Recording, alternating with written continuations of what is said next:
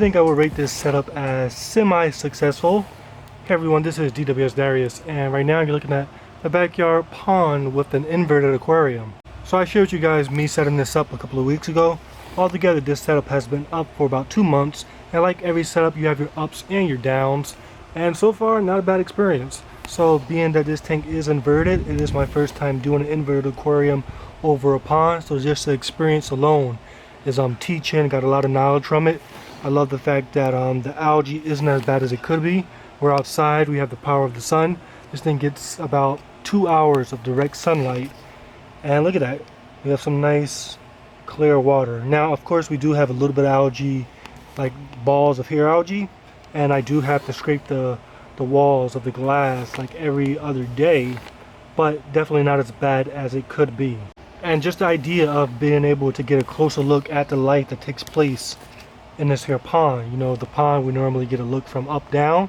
Now we get to look straight into it to see some of the life within the pond come up here, how the plants grow, algae, microscopic organisms.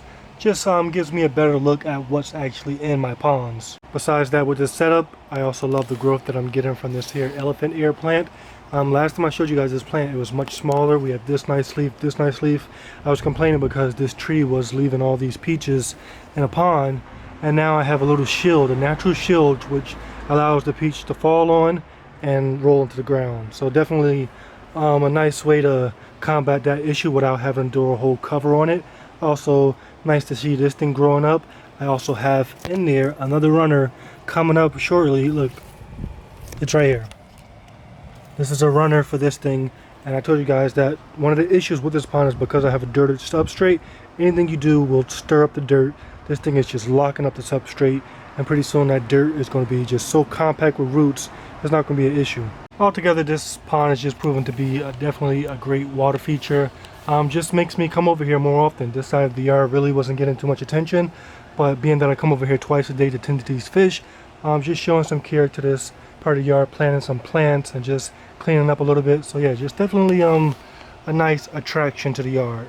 Now, as I told you guys, you have your ups and your downs with every setup, but with this setup, the main down is the fact that the fish don't really come up here as often to this higher part of the pond, to this inverted aquarium. They don't come as often as I would like. Now they do come up here, as you saw with the first clip, but definitely not as much as I anticipated. And there are a few reasons, but I think the main reason is because it's just hot. It's warmer up there than it is down there. So first of all, we know heat rises, and secondly, this thing currently is getting direct sunlight. You can see right at the top of the tank is getting direct sunlight, and I have the thermometers on here. So we come over here, look at that, 93 degrees Fahrenheit in this tank up here. No doubt it's much cooler down there because down there has a lot more shade. So if it's 93 degrees up there, I'm going to guess it's like 86 in the shade. So when you give these fish the option of 93 degree weather versus 86 degree weather, they're going to choose the cooler. Even though these are tropical fish, they prefer to be 78 degrees Fahrenheit to about 82 degrees Fahrenheit, these fish that I keep. So yeah, as of now, that's the only thing that I complain about. The fish don't really come up here as much as I would like, but for good reason. Right now, 4 o'clock p.m., this thing is very hot. Now they do come up here early in the morning, and that first clip that you saw with the platies and them up here, that was like yesterday at 7 p.m., which was, of course, the sun was setting, the temperature was much cooler. So I imagine that in those early and late hours when the sun is not on this thing and when it's not so warm, they do come up here without a problem. So yeah, just their way of staying safe. And even though they don't come up here, watching the plants is amazing of itself. All this right here is anacris that I got from a nearby lake, and this thing is growing like crazy. There is some algae, but I believe if it wasn't for this anacris, it would be a lot more algae. So yeah, even though the fish don't come up here, watching this anacris up here, sometimes it pearls. Just definitely a nice feature. Now when it comes to the actual fish in here, I have quite a mix. So you saw in my first video that I had 2 platies and a convict, and they were just my testing fish to test it out. They were doing awesome. The fish that I intended on putting in here was some African cichlids. I have a project coming later in the future for one of my aquariums, which is going to require, well, not require, but would be nice to have some African cichlids in that tank. So I went and I added 12 African cichlids like the week after I posted the first video. And then a couple of days ago I added 4 more African cichlids, so now we have 16 African cichlids in here. Then I want to put an Oscar in here because I wanted to encourage activity level. But of course the Oscar, just like these guys, is not going to want to come up here in this heat. So because the fish are not coming up, I'm going to go down with my camera, give you guys a look at everything. You can see some of the runners coming up, some of the plants that I have down there, just how everything is growing underneath there, and just get an idea. I'm not going to go over the types of African cichlids. I'm going to wait until the project is ready. The tank that I'm setting up in the future, I'm going to wait until that's ready to reveal what types are which. But of course, if you know African cichlids, it's pretty obvious what I have.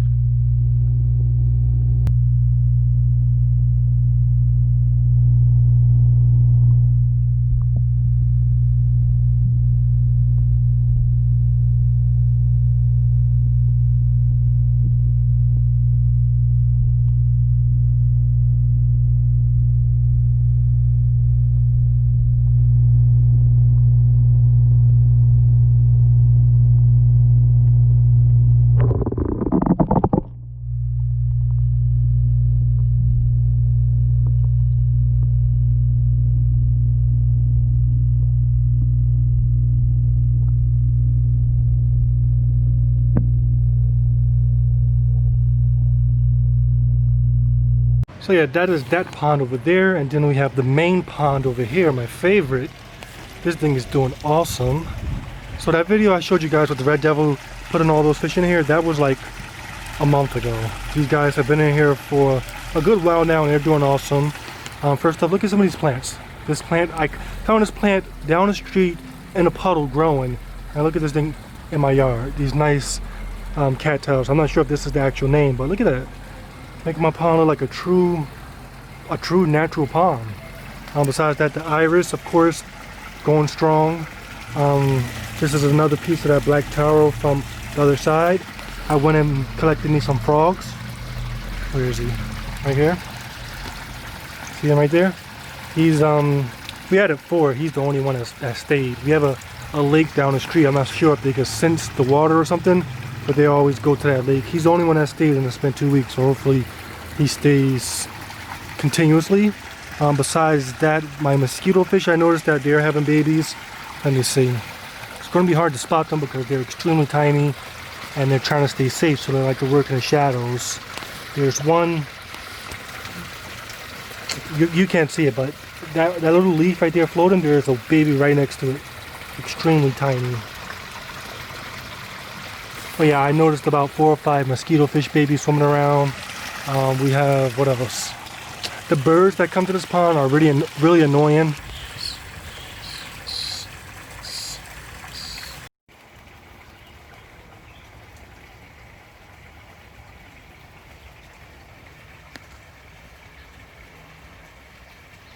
I put a bird feeder out on the other side of the yard, and it attracts a lot more birds to the pond, but they went and they stole all my moss. This whole waterfall was full of moss. All that was full of moss, and the birds came and stole all of it. So I stopped feeding the birds. So far they stopped coming, but now I have to go and try to replace all that moss. Luckily the creeping Jenny that's going right here is coming through the rocks and coming out right there, so she'll fill in that area. But yeah, just very nice. I'm just gonna go in with the GoPro, see if I could get some action. The red devil, he is still being like a punk. He likes to hide and rarely comes out. But the 10-foot bars, when I first put them in there, they were schooling very tightly. You can tell that they're comfortable because they're not schooling as tightly. Look at one. It's hard to get them on camera, but when I put the camera in there, you're gonna see that they're not schooling as tightly.